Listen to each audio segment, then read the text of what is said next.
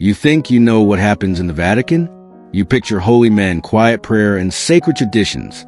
Buckle up, because you're about to learn about a moment in papal history so depraved, so utterly insane, the Catholic Church tried to bury it forever. This is a story of a pope who was so consumed by psychotic hatred that he ordered the 9-month-old corpse of his dead predecessor to be dug up from its grave. But he didn't stop there. He had the rotting body dressed in sacred papal robes, propped it up on a throne, and put the corpse on trial for its crimes. This isn't a horror movie. This was a real event. They called it the Cadaver Synod. Get ready to uncover one of history's most bizarre and grotesque acts of revenge. A story of political corruption, grave robbing, and a courtroom trial where the defendant was a rotting skeleton. What you're about to hear will prove that sometimes the highest office in the holiest city on earth was occupied by a raving madman. The year is 897 AD. Our villain is Pope Stephen VI. His enemy, Pope Formosus, who was already dead and buried. Stephen hated Formosus with a passion that defied death itself. So he ordered his men to go to the papal crypt, break open Formosus's tomb, and drag his decomposing body out. Imagine the scene. Servants, gagging from the stench of a 9-month-old corpse, hoisting the body out of its resting place. The skin is sloughing off, the smell is unbearable, but the Pope's orders are absolute. But here's where it gets truly insane. Stephen didn't just want to desecrate the body. He wanted to humiliate it legally. He organized a full canonical trial. They took the rotting corpse of Formosus, dressed its skeletal frame in the magnificent silks and robes of the living Pope, and placed a crown on its discolored skull. Then, they sat it on the throne in the Basilica of St. John Lateran, the Grand Cathedral of Rome. The trial was about to begin. Picture the courtroom. The nobles and cardinals of Rome are assembled, staring in silent horror. On the throne sits a decaying corpse, propped up by guards.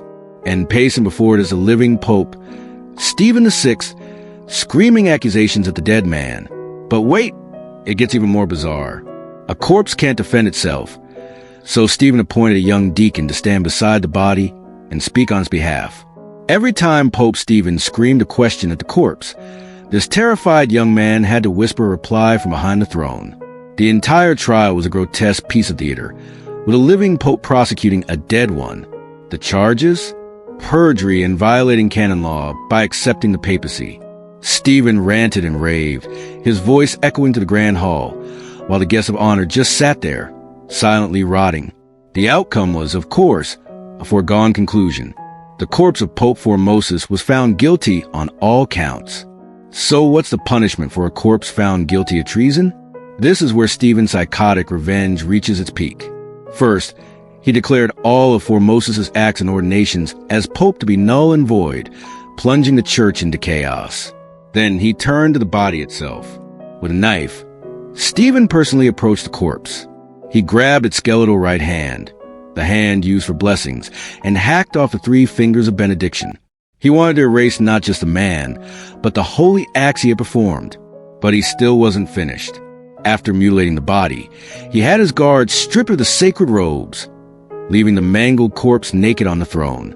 Then, he ordered it to be dragged to the streets of Rome, where horrified citizens watched as the naked, mutilated body of former Pope was pulled through the dirt. And the final indignity? He had the corpse thrown into the Tiber River, denying a Christian burial forever. You'd think this would be the end of the story. You'd be wrong. The people of Rome were so utterly disgusted by Stephen's actions that they rose up against him.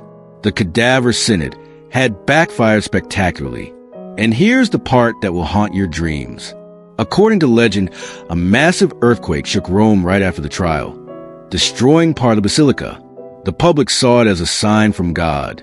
Shortly after, the corpse of Formosus washed up on the banks of the Tiber, and people began reporting miracles associated with it. The public fury against Stephen grew until he was overthrown, thrown into prison, and strangled to death in his cell. And the ultimate irony? A later pope had Stephen's body thrown into the Tiber River too. The man who dug up a corpse to deny it a final resting place suffered the exact same fate. He was so consumed by his hatred for a dead man that he orchestrated his own downfall, ending up as a reviled footnote in history. His own body lost to the same river. It's a perfect Chilling lesson. When you stare into the abyss, sometimes the abyss throws you in a river. History is filled with powerful men whose madness was mistaken for authority.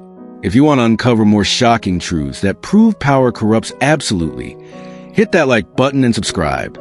The skeletons in history's closet have stories to tell, and we're just getting started.